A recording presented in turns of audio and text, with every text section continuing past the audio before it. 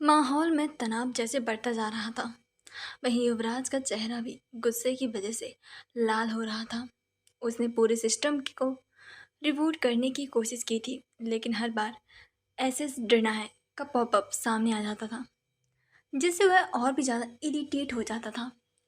वहीं यह देखकर सबके माथे पर परेशानी थी। वहीं तान्या ने गुस्से के साथ कहा, पता नहीं साला हो क्या रहा है, एक ना एक नई मुसीबत आ ही जाती है।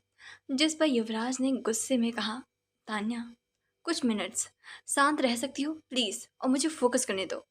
जिस पर सबने तान्या को घूर कर देखा तो तान्या हड़बड़ा कर चुप हो गई थी। माहौल में जैसे बेचैनी और टेंशन मानो बढ़ती जा रही थी।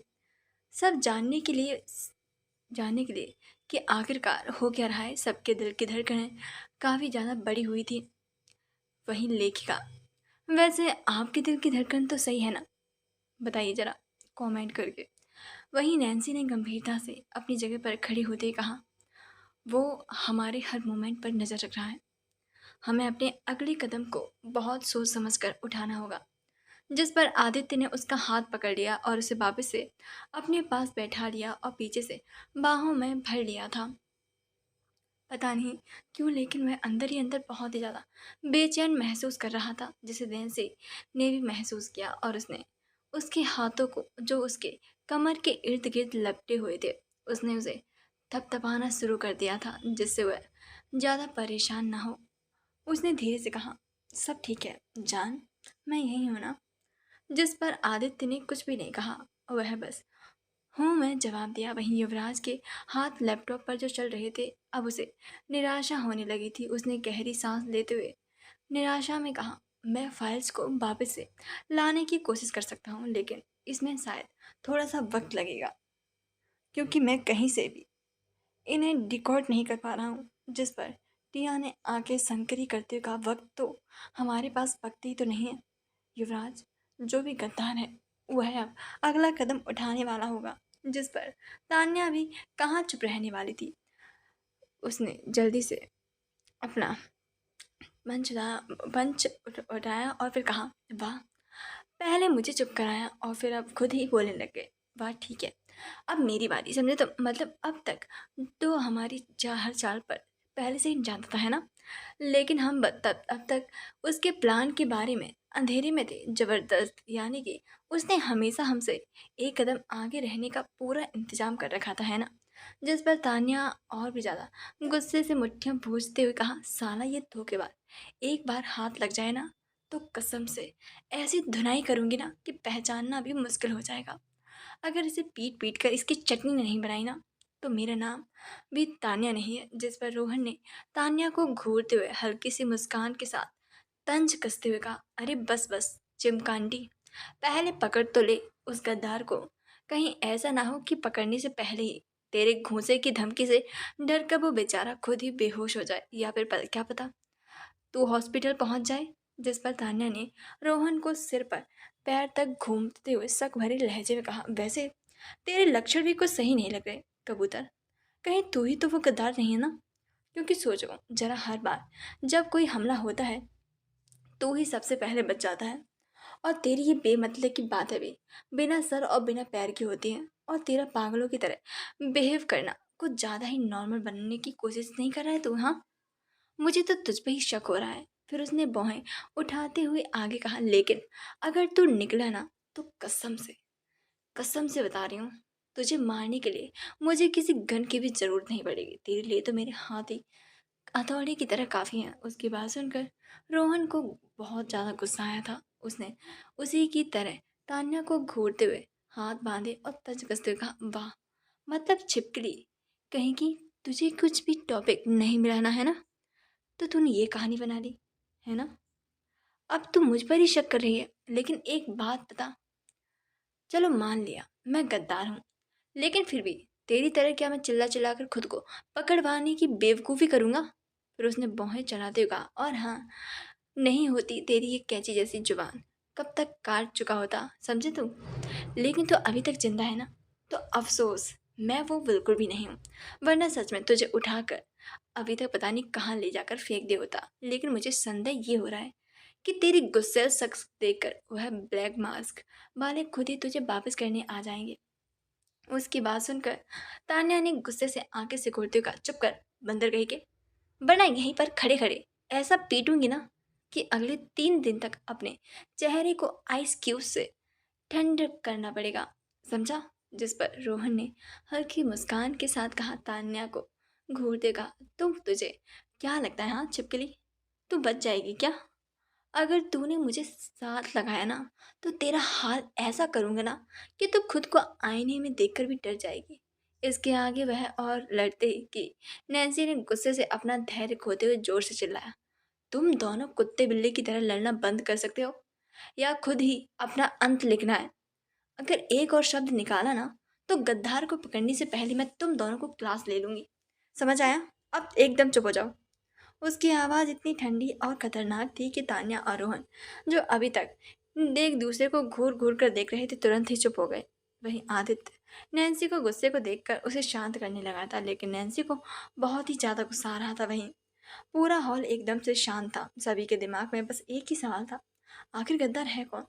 और इसका जवाब किसी को मिलता कि तभी अचानक से हॉल की लाइट्स फड़फड़ाने लगी थी, जिसे देखकर सब चौंक गए थे। वहीं सब ने एक दूसरे की ओर देखा। वहीं यह देखकर युवराज ने लैपटॉप स्क्रीन की ओर देखते हुए झटके से कहा, what the hell, something is wrong, कोई हमारे सिस्टम को हैक करने की कोशिश कर रहा है। यह सुनकर अचानक से सभी लोग चौंक गए थे। वहीं नैन्सी ने भी चौंक कर कहा, वाह, व्हाट, मतलब? लेकिन इसके आगे कोई और कुछ बोलता स्क्रीन पर एक नया मैसेज चमकने लगा, हेलो ट्रोटर्स, रेडी टू डाई। यह देखकर सभी अपनी अपनी जगह से खड़े हो गए। सबकी आंखें बड़ी बड़ी हो गई थी। टिया ने जल्दी से कहा, ये, लेकिन इसके आगे वह या फिर और कोई कुछ बोलता कि तभी अचानक से धड़ाम की आवाज़ के साथ फार्म हाउस के अंदर एक जोरदार धमाका हुआ। वह धमाका इतना जोर का था कि सब हैरान रह गए। हॉल की खिड़कियां जोर से हिल गईं, कांच के कुछ टुकड़े नीचे गिर पड़े और पूरी जगह धुएं से अचानक भर सी गई थी। सभी के कान सुन्न हो गए थे, जैसे सब सुनना ही बंद हो गया था। वहीं आदित्य ने बिना एक सेकंड गवाए डर से नैन्सी को झटके से अपनी बाहों में कसकर जकड़ लिया था और उसे बाहों में भर लिया, जिससे उसे ना कुछ हो ना जाए। हालांकि नैन्सी को तो जैसे धमाके की आदत सी बन गई थी। उसने तो इतने धमाके देख लिए थे जिससे उसे इतना डर भी नहीं लगा था। लेकिन आदित्य को यूं डर से गले लगाते देखकर हल्की गुस्से से कहा, जान, मैं तुम्हारी बीवी हूँ, टेडी बियर नहीं, और कुछ नहीं होगा मुझे। इतना डरना बंद करो, समझे तुम?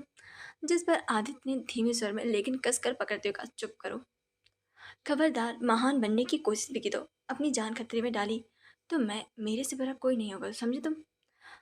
तुमसे बहुत प्यार करता हूँ और तुमसे ज़्यादा प्यार किसी को नहीं करता, और तुम्हें कुछ भी हो जाए ये मैं बर्दाश्त से बाहर है, इसीलिए चुप रहो और प्यार से सुरक्षा जरूरी है, समझी? जिस पर नैन्सी ने मुंह बनाया, लेकिन वह अंदर ही अंदर बहुत ही ज़्यादा खुश थी आदित्य को पाकर।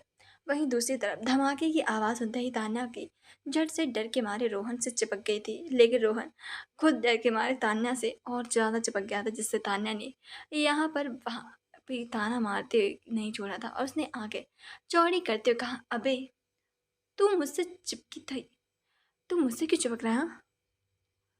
अभी तो बड़ा बाहुबली बन रहा था, अब क्या हुआ, कहाँ गई तेरी ताकत?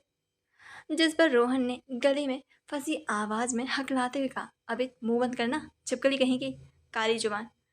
तुझे डर डर डर लग रहा है, मुझे भी तो लग रहा है ना बे, डर में बराबरी होनी चाहिए ना, समझी? वहीं टिया भी हड़बड़ाकर पीछे हटने की कोशिश कर रही थी, लेकिन सीधा जाकर कनिष्क से जा टकराई और वह उससे दूर होती उसकी सांसें उसने अपनी गली पर महसूस की।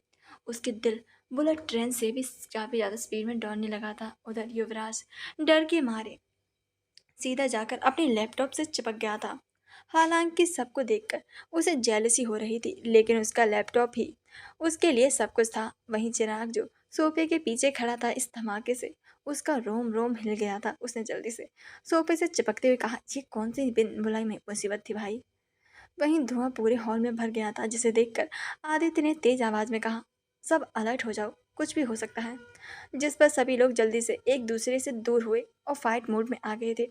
वहीं नैन्सी ने अपनी पिस्तौल निकालते हुए कहा, लगता है कई सारे मेहमान आए हैं नाश्ता करने के लिए, लेकिन वहीं युवराज वापिस से तेजी से अपने लैपटॉप पर टाइप करते हुए बोला, किसी ने हमारे लोकेशन को लीक कर दिया है। जिस पर सब लोग हैरान थे। वह आगे की सोचते कि तभी धुएं के बीच कुछ परछाइयां दिखाई दी। ब्लैक मास के एजेंट्स अब फार्म हाउस में घुस चुके थे। उनके हाथों में हैवी वेपन्स थे और हाईटेक हथियार थे। सभी ऊपर से नीचे तक ब्लैक कपड़े में थे। उनका चेहरा भी दिखाई नहीं दे रहा था, जिससे सब एक दूसरे को देखने लगे थे। तो अब सब कुछ बहुत मस्त होने वाला है। वैसे आपको कोई शक है क्या कि कौन है? कमेंट करना ना भूलें। उन्हें देखकर सब समझ गए थे कि उनकी शांति अब पूरी तरीके से भंग होने वाली थी। वहीं उन्हें देखकर तान्या ने गुस्से से आंखें संकरी करते हुए तेजी से अपनी गन निकाली और ठंडी आवाज में कहा, तो आखिर तुम लोग सामने आ ही गए। चलो अब स्वागत करने का वक्त आ गया है तुम सभी का। लेकिन पहले ये बताओ, वो कमीना है कौन? हाँ, जो तुम्हें हमारी कब्र खोदने के लिए भेजता रहता है। तुम्हारा असली बॉस कौन है बे? लेकिन सामने खड़े दुश्मनों में से किसी ने भी कोई प्रतिक्रिया नहीं दी। यह देखकर रोहन ने तेजी से अपनी जगह संभाली और गहरी सांस ली। उसकी आंखों में गुस्से की लिपटें साफ चलक जल रही थी। अब तक जो भी अंदर घुसा दबा रखा था, आज उसका हिसाब चुकता करने का सही वक्त जो आ गया था। अब कोई दया नहीं, कोई रहम नहीं, सिर्फ तबाही होगी। वहीं आदित्य और भी कोई नैन्सी ने एक दूसरे की तरफ देखा। नैन्सी की आंखों में गंभीरता थी, जबकि आदित्य की नज़रों में ठंडा लेकिन जानलेवा गुस्सा। एक पल के लिए दोनों के बीच कोई शब्द नहीं थे, बस वही पुरानी समझ थी जो हमेशा बिना कुछ कहे ही सब कुछ कह देती थी। आदित्य ने अपना सर झुकाया, जैसे कह रहा हो, तैयार हो? नैन्सी ने बिना पलक झपकाए हल्की मुस्कान के साथ सिर हिलाया, हमेशा। और फिर दोनों ने एक साथ अपनी गन उठाई। अब उन्हें समझ आ चुका था, गद्दार ने खुद को बचाने के लिए यह हमला करवाया था। धुआं अब भी पूरे हॉल में फैला हुआ था। फूटे हुए कांच के टुकड़े जमीन पर बिखरे हुए थे और ब्लैक मास्क के एजेंट फार्म हाउस में तेजी से घुस रहे थे। जिस पर युवराज ने तेजी से लैपटॉप पर टाइप करते हुए कहा, मैं फार्म हाउस के सिक्योरिटी सिस्टम को फिर से कंट्रोल में लेने की कोशिश कर रहा हूँ, लेकिन ये लोग इंटरनल नेटवर्क को ब्लॉक कर चुके हैं। उसके माथे पर पसीना जैसे बरता जा रहा था। उसकी उंगली अब भी लैपटॉप पर थी। वहीं नैन्सी ने गंभीरता से अपनी गन को तैयार करते हुए कहा, इसका मतलब ये अंदर आने के लिए पूरी तैयारी करके आए हैं।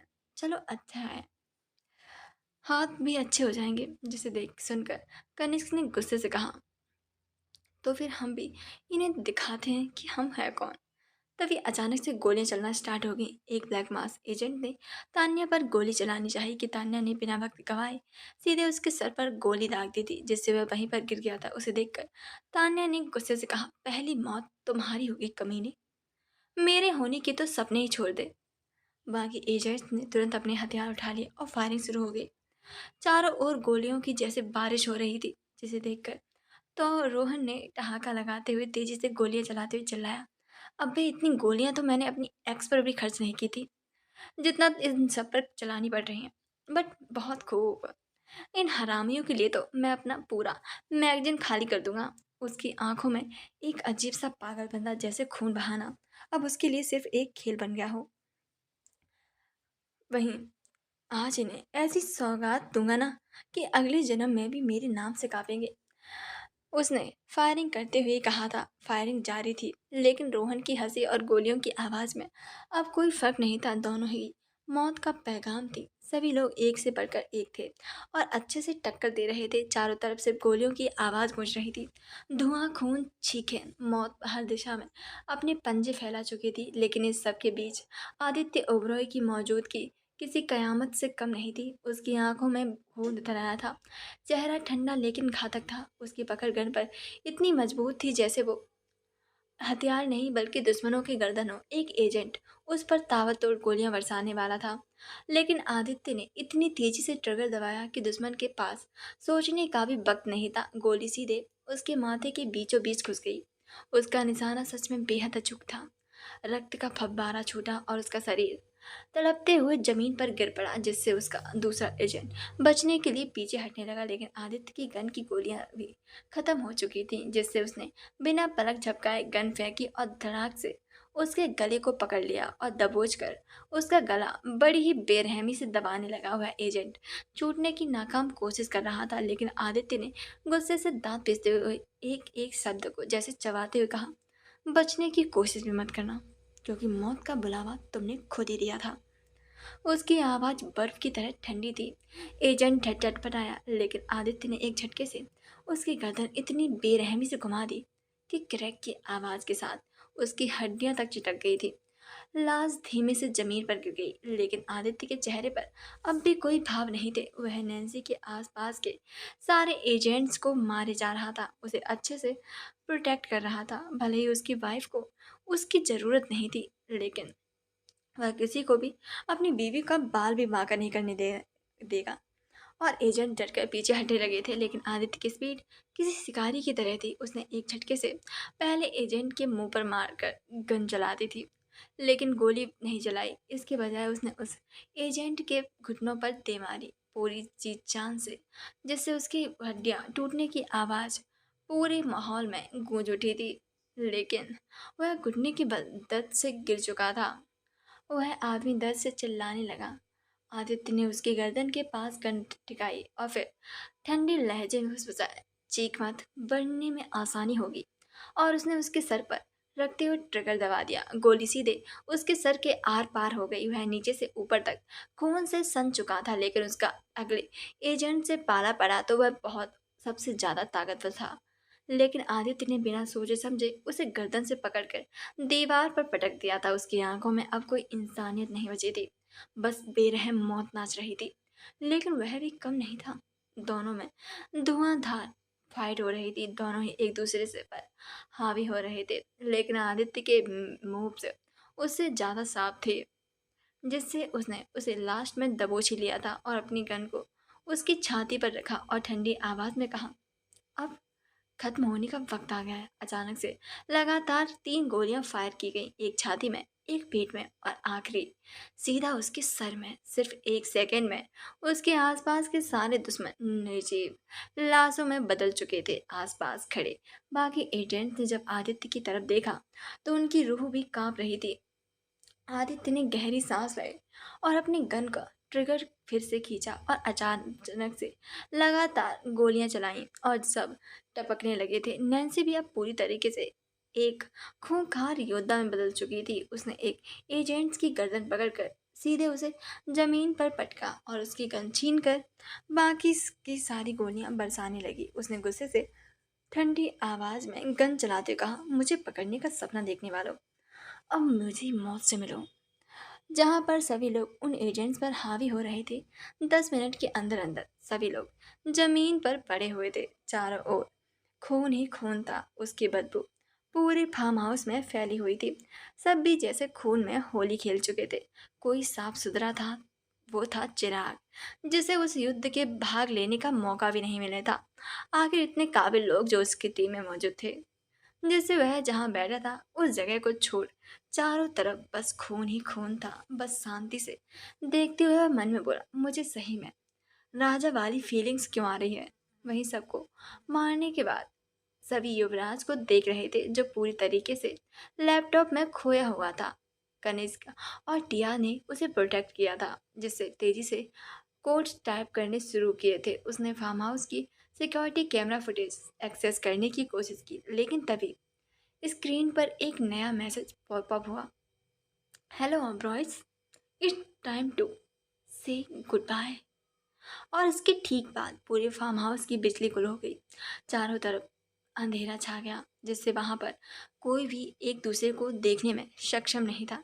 लेकिन इस अंधेरे में आदित्य ने जल्दी से अपने हाथ को बढ़ाकर नैन्सी को अपनी बाहों के घेरे में ले लिया, जिससे उसे कुछ भी ना हो। वहीं कनिष्क ने भी टिया का हाथ पकड़ लिया था। वहीं यह देखकर तान्या ने गुस्से से अंधेरे में देखते हुए कहा, व्हाट द हेल, अब ये क्या नया ड्रामा है। लाइट्स को क्या हुआ, इसे भी अभी खराब होना था। वहीं टिया ने गुस्से से अपने हाथ छुड़ाने की कोशिश की, लेकिन कनिष्क तो जैसे छोड़ना ही नहीं चाहता था। उसने सख्ती से कहा, हिलो मत, कोशिश बेकार है, मैं नहीं छोड़ने वाला तुम्हें, क्योंकि डर लग रहा है मुझे। उसकी बकवास सुनकर टिया को बहुत ज़्यादा गुस्सा आया था, लेकिन बहरहाल वह अभी कुछ कर भी तो नहीं सकती थी। जैसे उसने गहरी सांस ली और गुप्त अंधेरे को देखते हुए सख्त आवाज में कहा, ये किसी बड़ी साजिश का हिस्सा लग रहा है मुझे। वहीं यह सुनकर रोहन ने डरते हुए मजाक में कहा, लेकिन कहीं भूत हुआ तो? लेकिन अगर कोई भूत प्रेत है ना तो पहले से बता दो, मैं इंसानों से लड़ सकता हूँ, भूतों से तो बिल्कुल भी नहीं। उसके माथे पर मानो ठंडा पसीना आ गया था, लेकिन उसके अंधेरे में कुछ भी दिखाई देने पर कुछ था। एक परछाई थी अंधेरे के बीच, एक साया, एक छाया फार्म हाउस की दूसरी तरफ से धीरे धीरे से निकल रही थी। कोई था जो इस लड़ाई के बीच चुपचाप भाग रहा था। शायद वह उसी का काम था। वह अपना चेहरा सबके सामने रिवील नहीं करना चाहता था, इसलिए वह अंधेरे में सबकी आंखों में मिर्ची नमक सब कुछ झोंक कर भागना चाहता था। लेकिन कौन था वो? आखिर कौन था? आखिर सबके अगर किसी के पास इस सवाल का जवाब है तो प्लीज जवाब देना माँ भूलेगा। साथ ही मेरा समर्थन भी कीजिए, धन्यवाद। पूरे फार्म हाउस में घना अंधेरा था, जिससे नहीं पता था कि वह गद्दार था कौन। लेकिन इस बीच कोई था जो कि धीरे धीरे फार्म हाउस के अंधेरे में गायब हो रहा था। युवराज अब भी लैपटॉप पर तेजी से कोड्स टाइप कर रहा था, लेकिन बिजली जाने के कारण सिक्योरिटी सिस्टम जैसे ब्लॉक हो चुका था। आदित्य ने तेज आवाज में अपनी गन लोड करते हुए कहा, कोई है जो उस अंधेरे का फायदा उठाकर भागने की कोशिश कर रहा है। कदमों आवाज से ज्यादा सब लोग अलर्ट हो चुके थे। नैन्सी ने अपने चारों तरफ नजरें दौड़ाते हुए गंभीर स्वर में कहा, कौन हो तुम? रुक जाओ, भागना बेकार है। लेकिन वहां पर अंधेरे में किसी की परछाई तक नजर नहीं आ रही थी। वहीं तान्या ने गुस्से से दीवार के पास अपनी पिस्तल तान करते हुए कहा, इस अंधेरे में कोई दिख नहीं रहा है, लेकिन मैं कसम खाती हूँ जो भी गद्दार है मैं उसे छोड़ूंगी नहीं। ये सुनकर रोहन भी कहाँ ही पीछे हटने वाला था। उसने भी आंखें घुमाते हुए धीमी आवाज में बड़बड़ाते हुए कहा, भाई सामने आ जाओ ना, क्यों भागने की नामुमकिन सी कोशिश कर रहे हो? ये सच में किसी मर्डर मिस्ट्री की तरह बन चुकी है। सच में पहले दुश्मन मारने आए थे, अब अपने ही अंदर गद्दार ढूंढ रहे हैं। और तभी क्लिक, फार्म हाउस के बैक डोर का लॉक खुलने की हल्की सी आवाज हुई, जिससे सबके कान अचानक से खड़े हो गए थे और सबका ध्यान उधर गया। वहीं यह सुनकर टिया ने तेजी से आवाज सुनकर फौरन अपना कनिष्क से हाथ छुड़ाकर उस तरफ अपने कदम बढ़ाते हुए कहा, कोई भाग रहा है। यह सुनकर कनिष्क ने भी उसकी मदद के लिए अपनी गन उठाते हुए अलर्ट होते कहा, बट तुम संभल के। यह सुनकर युवराज ने गहरी सांस लेते हुए कोर्स टाइप करते हुए कहा, बस 2 सेकंड, मैं बैकअप सिस्टम से फार्म हाउस की इमरजेंसी लाइट को ऑन कर सकता हूँ। जिस पर आदित्य ने तेज आवाज में गुस्से से कहा, सब पकड़ो से। नैन्सी ने भी बिना एक सेकंड गंवाए अपनी गन निकाली और सबसे आगे दौड़ पड़ी, जिसे देखकर आदित्य ने उसे पकड़ना चाहा और फिर वह भी जल्दी से उसके पीछे भागा और बाकी टीम भी उसके पीछे थी। उसी समय युवराज ने आखिरकार बैकअप पावर को ऑन कर दिया था, जिस वजह से चारों तरफ फार्म हाउस में हल्की सी रोशनी वापस आ गई थी। और वो नज़ारा सबने सामने देखा तो सब मानो जैसे सन्न रह गए थे, क्योंकि जो उसके सामने खड़ा था वह शख्स कोई और नहीं था, बल्कि वह युवराज था। वह वक्त वो था जिसे कोई सोच नहीं सकता था। बैकडोर आधा खुल गया था, उसके ठीक सामने युवराज खड़ा था। उसके हाथ में एक पेन ड्राइव थी और उसने चुपचाप अपने जैकेट में कुछ छुपाने की कोशिश की। उसे वहां पर खड़ा देखकर अचानक से सबका दिमाग जैसे ब्लैंक हो चुका थे। कोई भी इस चीज़ को सोच भी नहीं पा रहा था। लेकिन नैन्सी ने सबसे पहले अपनी आंखों को चौड़ी करते हुए पहली प्रतिक्रिया देते हुए सदमे में कहा, युवराज तुम? उसकी बात सुनकर युवराज धीरे धीरे पलटा। उसका चेहरा अब भी शांत था, लेकिन उसकी आंखों में अब वही दोस्ती की चमक नहीं थी। उसकी आंखें काफी ज्यादा ठंडी थीं। वहीं आदित्य की आंखों में भी कोई भाव नहीं थे। उसने आगे बढ़ते हुए कहा, वो भी ठंडी आवाज में, तो ये सब तुम कर रहे थे? जिस पर युवराज ने हल्के मुस्कुराते हुए बेहद ही ठंडे स्वर में कहा, बिल्कुल सही, बट अफसोस तुम लोगों को समझने में थोड़ी देर कैसे लगे, हाँ? जिस पर पूरा हॉल जैसे जमी हुई बर्फ में बदल गया था। रोहन तो हद से ज्यादा शौक था, क्योंकि वह तो सच में उसे अपना सबसे सच्चा दोस्त और भाई मानता था। उसके अपना सर नाम में हिलाते हुए हैरानी से पीछे हटते हुए कहा, नहीं ये झूठ है युवराज, तुम हमें धोखा नहीं दे सकते। सब झूठ है ना, है ना? बोलो, आखिर तुम ऐसा कैसे कर सकते हो? और क्यों? उसे अब तक अपनी आंखों पर जैसे भरोसा नहीं हो रहा था। वहीं यह देखकर तान्या ने गुस्से से आंखों में आंसू लिए कहा, युवराज बोलो कि ये सब झूठ है। तुमने हमें धोखा क्यों दिया? हाँ। लेकिन युवराज अब बस एक साई की तरह खड़ा हुआ था, बिल्कुल चुपचाप। उसके पास कहने के लिए जैसे कोई शब्द ही नहीं थे, बस एक ठंडी सी जहरीली सी होठों पर मुस्कुराहट थी जो कि सबको किसी मजाक की तरह देख रही थी। वहीं नैन्सी के भाव सारे गायब हो चुके थे और उसने धीमी लेकर बेहद ही सख्त आवाज में कहा, तुमने हमें क्यों धोखा दिया? हाँ, वाय? यानी कि अभी तक जो होता आ रहा था वह सब तुमने ही किया था। नायरा तुम्हारे साथ मिली थी, बताओ मुझे। और उसे भागने के पीछे भी तुमने ही हेल्प की थी ना, है ना? लेकिन क्यों? सब लोग इस सवाल का जवाब चाहते थे, जिस वजह से सभी लोग गुस्से और आक्रोश, निराशा और नफरत के साथ उसे देख रहे थे। वहीं युवराज ने एक गहरी सांस ली और फिर उसकी आवाज़ गूंज उठी, क्योंकि मेरे पास कोई और रास्ता नहीं था बॉस। बाकी आप सही हैं, मैं ही हूँ सबके पीछे। अब सच सबके सामने था। युवराज, जिस पर पूरी टीम को भरोसा था, जो नैन्सी के सबसे वफादार लोगों में से एक था, वही इस टीम का सबसे बड़ा गद्दार निकला था। पूरा फार्म हाउस जैसे मौत की खामोशी में डूब चुका था। युवराज सामने खड़ा था, लेकिन वह अब पर अपनी पुरानी छवि से एकदम अलग लग रहा था। उसकी आंखों में कोई पछतावा नहीं था, कोई डर नहीं था, बस एक ठंडी रहस्यमय शांति थी। और उसके सवाल से नैन्सी का चेहरा गुस्से से काला पड़ चुका था। उसने गुस्से से के साथ कहा, क्या कहा? रास्ता नहीं था? और वह आगे बढ़कर गुस्से से कुछ करती कि तभी रोहन ने कसकर एक जोरदार मुक्का युवराज के चेहरे पर मारते हुए कहा, क्या कहा तूने? रास्ता नहीं था? किस चीज का रास्ता नहीं था? हाँ, ऐसी भी कौन सी मजबूरी आ गई थी जो तुझे हमें धोखा देने की जरूरत पड़ गई? कमीने कहीं के, तुझे मैं छोड़ूंगा नहीं।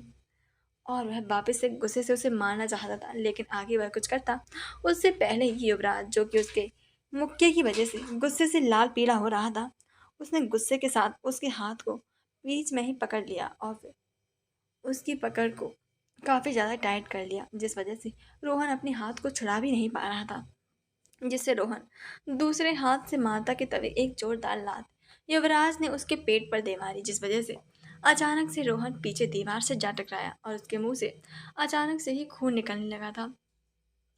उसका ताकत सच में सबसे ज़्यादा था और बहुत ही ज़्यादा स्मूथ थी। वहीं यह देखकर तान्या जल्दी से रोहन के पास पहुंची और गुस्से से युवराज बोले, तुम पागल इंसान, दिमाग कहीं खो दिया है क्या तुमने? हाँ, तुम ऐसे कैसे कर सकते हो? और उसने जल्दी से रोहन को पकड़ लिया था। वहीं तान्या आगे कुछ कह दी कि तभी युवराज ने बिना किसी चेतावनी के अपनी पीछे की पॉकेट से गन निकालकर फायरिंग शुरू कर दी। धाएं धाएं धाएं, सब कुछ इतनी तेजी से हुआ कि किसी को समझने का मौका तक नहीं मिला था। गोलियों की आवाज गूंज उठी। कवर लो, नैन्सी अचानक से चिल्लाई और सभी लोग तुरंत एक्शन में आ गए। आदित्य ने तुरंत नैन्सी को अपने पीछे खींचा, जबकि तान्या और रोहन अपनी जगह से कूदकर कवर में चले गए। लेकिन युवराज तो जैसे मरने मारने के लिए ही आया था। वह ब्रेक डोर की तरफ तेजी से भाग रहा था, लेकिन जाने से पहले उसने आदित्य की तरफ अपनी गन घुमाई और तेजी से गन चला दी। लेकिन यह देखकर नैन्सी ने जल्दी से आदित्य को सामने से हटाया और गोली सीटी मारती हुई हवा में चली और सीधे नैन्सी के कंधे में जाकर धंस गई। आह! तेज चीख के साथ नैन्सी लड़खड़ा गई और जमीन पर गिर पड़ी। वहीं यह देखकर आदित्य की आंखें पहले तो खून और फिर अचानक से खून से लाल हो गए थे। उसने गुस्से से कहा, युवराज। लेकिन तब तक बहुत देर हो चुकी थी। युवराज ने एक आखिरी नज़र सब पर डाली और मुस्कुराते हुए उसने जय अपनी जैकेट से एक पेन ड्राइव निकाली और फिर मुस्कुराते हुए उसने अपनी जैकेट से पेन ड्राइव को और गहराई में छुपाया और अपने हाथ में पकड़े हुए डिवाइस को दबाते हुए कहा, तुम लोग में से कोई भी नहीं बचेगा, कोई भी नहीं। और इसी आवाज़ के साथ चारों तरफ फिर से अंधेरा छा गया।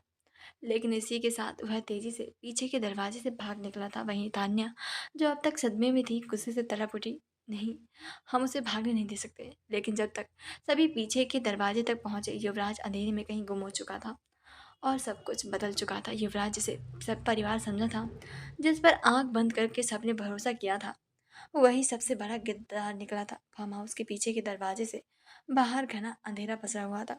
हवा में बारूद और गद्दारी की गंध मिली हुई थी। युवराज जा चुका था, लेकिन पीछे छोड़ गया था अविश्वास, खून और एक नई जंग की शुरुआत। रोहन की मिट्टी गुस्से से भीजी गई थी और जैसे गुस्से से जल रहा था। उसकी सांसें तेज हो रही थी, उसकी आंखों में अब सिर्फ खून बहाने की प्यास थी। वहीं तान्या ने गुस्से से दीवार पर मुक्का मारते हुए कहा, साले को ऐसे नहीं छोड़ सकते, मैं इसे जिंदा नहीं छोड़ूंगा। जिस पर रोहन ने गुस्से से लेकर अंदर से टूटा हुआ कहा, मुझे अभी तक यकीन नहीं हो रहा कि ये क्या हो रहा है। मेरा भाई, हमारा भाई, वह हम सबको मारने आया था। जिस पर कनिष्क ने कुछ भी नहीं कहा और जल्दी से नैन्सी के पास बैठते कहा, दी दी आप ठीक है ना। वहीं टिया पहले से ही काफ़ी ज़्यादा परेशान हो चुकी थी, वह भी उसके पास ही बैठी थी। नैन्सी जमीन पर पड़ी हुई थी, गोली उसके कंधे से गल लगी थी, खून तेजी से बह रहा था। वहीं आदित्य ने अपनी जैकेट तुरंत निकाली और फिर उसे जल्दी से नैन्सी के घाव पर दबा दिया, जिससे खून ज़्यादा ना बहे और रुक जाए। वहीं नैन्सी ने कमज़ोर आवाज़ में दर्द के तरते कहा, तुम ठीक हो ना। जिस पर आदित्य ने गुस्से से, लेकिन उसकी आंखों में चिंता साफ झलक रही थी, तुम्हें मेरी फिक्र करने की जरूरत नहीं बेवकूफ़ लड़की। तुमने गोली क्यों खाई, हाँ, मेरे लिए। जिस पर नैन्सी ने हल्की हंसी, लेकिन दर्द में मुस्कुराकर कहा, क्योंकि मैं जानती थी कि अगर तुम्हें कुछ हो जाता तो मैं तो वैसे ही मर जाती ना। आदित्य का गुस्सा एक पल के लिए शांत हो गया, लेकिन अगले ही पल उसने गहरी सांस लेते हुए अपनी नजरें उठाई और फिर कहा, अब बहुत हो गया, मैं उसे छोड़ूंगा नहीं। उसकी आंखें अब भी खून से लाल थी। शिवराज को अब मेरे हाथों से ही मरना होगा। और फिर उसने जल्दी से गुस्से से चिल्लाते हुए कहा, चिराग, जल्दी से गाड़ी निकालो। आदित्य की दहाड़ पूरे फार्म हाउस में गूंज उठी थी। उसकी आवाज में ऐसा गुस्सा था कि जैसे पूरी दुनिया को जलाकर राख कर देगा। उसकी बाहों में नैन्सी घायल और दर्द से तड़पती हुई, उसकी सफ़ेद शर्ट खून से लाल हो चुकी थी।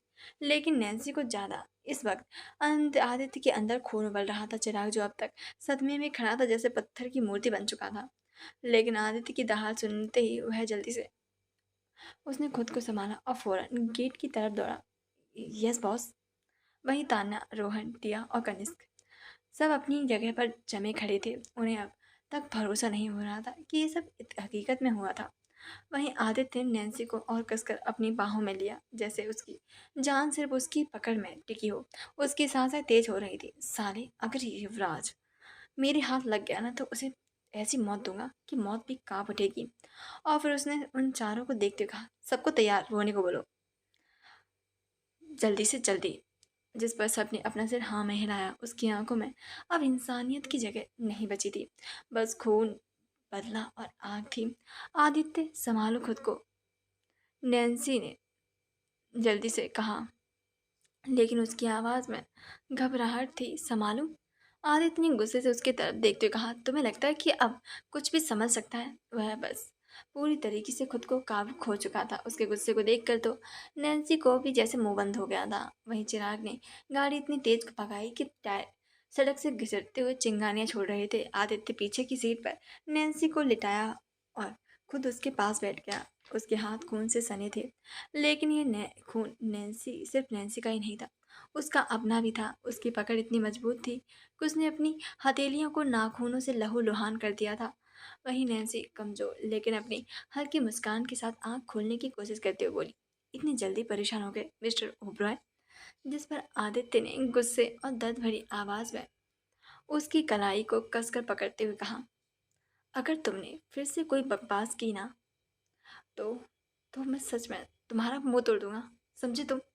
लेकिन उसकी आवाज़ कांप रही थी, जिसे देखकर नैन्सी ने अपनी सांसें तेजी से ली और उसके चेहरे पर खून से सनी लहरें चिपक गई थी, जिसे देखकर आदित्य ने जल्दी से प्यार से उसे बाहों में लेकर कहा, तुम्हें कुछ नहीं होगा, मैं तुम्हें कुछ नहीं होने दूंगा। वहीं वह चारों एक दूसरे को देख रहे थे। फिर वह लोग अपने होटल की तरफ निकल गए थे, क्योंकि उन्हें सबको रेडी जो करना था। वह लोग जानते थे कि आदित्य नैन्सी को कुछ भी नहीं होने देगा, जिससे वह लोग जल्दी से वहां पर जाने के लिए निकल गए थे। उन्होंने होटल पहुंचकर सभी को एक जंग के लिए तैयार होने को कहा। सब बॉडीगार्ड्स के पास पैगाम पहुंच गया था और सभी लोग इसके लिए तैयार होने लगे थे। लेकिन जब वह लोग अपने अपार्टमेंट के अंदर पहुंचे तो वहां का नज़ारा देखकर सबकी आंखें मानो फटी की फटी रह गई थी। तो आखिर क्या हुआ है ऐसा जिससे वजह से वह लोग इतने ज़्यादा हैरान हो गए। तो आगे स्टोरी सुनने के लिए प्लीज़ हमारे चैनल को सब्सक्राइब कर लीजिए। Thank you so much.